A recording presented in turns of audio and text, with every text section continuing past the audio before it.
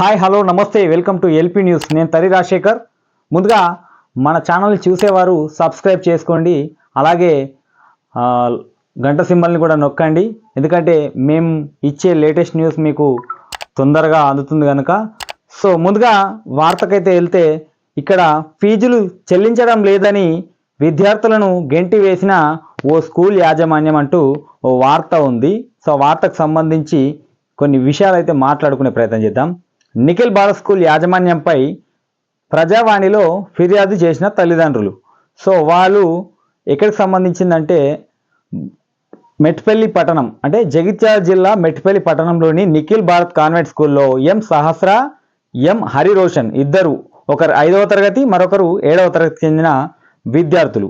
వీరు ఫీజులు చెల్లించడం లేదని పాఠశాల యాజమాన్యం పలుమార్లు ఎండలో నిలబెట్టారంట. అంటే 2-3 సార్లు ఎండలో నిలబెట్టారట. అలాగే ఫీజు 2 రోజుల్లో చెల్లిస్తామని తల్లిదండ్రులు చెప్పినప్పటికీ కూడా యాజమాన్యం స్కూల్ పిల్లల్ని గేట్ బయటకి గెంటి వేయడం జరిగిందంట. సో అలాగే వారు ఇదంతా జరిగిన తర్వాత వారి తల్లిదండ్రులు వారిని వచ్చి రిక్వెస్ట్ చేశారంట. అంటే ఒక 2 రోజులు టైం ఇవ్వరు సార్, మేము ఒక 2 రోజులు అయితే కడతాం అని చెప్పేసి రిక్వెస్ట్ చేసినా కానీ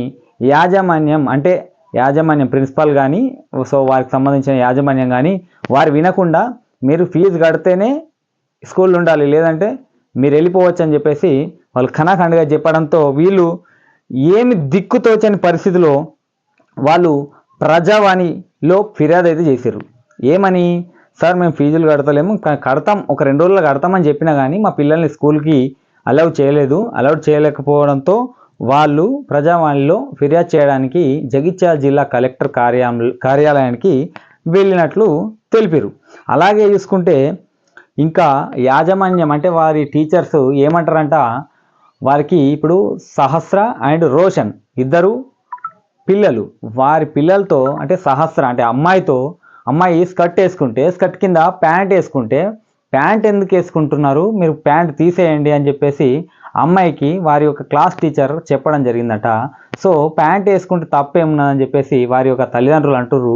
కానీ అక్కడున్న స్కూల్ యాజమాన్యం ఏమంటారంటే, నువ్వు ప్యాంట్ వేసుకుంటే మీ తండ్రితో వెళ్ళిపోవచ్చు అని చెప్పేసి చెప్పిన మాట వారు అక్కడ కలెక్టర్కు ఫిర్యాదు ఇచ్చిన అనంతరం మీడియాతో మాట్లాడారు.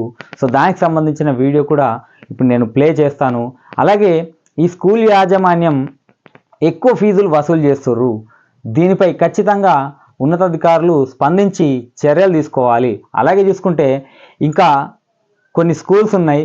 సో ఆ స్కూళ్ళల్లో ఫీజు చెల్లించకపోతే వారిని ఎండలో నిలబెట్టడం, లేదంటే పిల్లలకు పనిష్మెంట్ ఇవ్వడం లాంటివి చేస్తుర్రట. సో ఇవన్నిటిపైన ఇక్కడ ఎంఈఓ గారు కానీ డిఓ గారు కానీ స్పందించి వారిపై చర్యలు తీసుకోవాలని చెప్పేసి వారి యొక్క పిల్లల తల్లిదండ్రులు కోరుకుంటున్నారు. అలాగే కొన్ని పరిస్థితుల్లో వాళ్ళు ఫీజులు చెల్లించని పరిస్థితుల్లో పిల్లల్ని స్కూల్కు పంపడం లేదు. సో అలాని పిల్లల్ని స్కూల్కు పంపకపోతే వారి యొక్క చదువు వేస్ట్ అవుతుందనే ఉద్దేశంతో వారు 2-3 రోజులు అయినాక ఇస్తాం అని చెప్పేసి వారికి చెప్పినా కానీ యాజమాన్యం వినని పరిస్థితి అయితే ఇక్కడ ఎదురవుతున్నది. సో ఆ తరుణంలోనే వీళ్ళు ఏం చేయని పరిస్థితుల్లో కలెక్టర్ ఆఫీస్లో ప్రజావాణిలో ఫిర్యాదు అయితే చేయడం జరిగింది.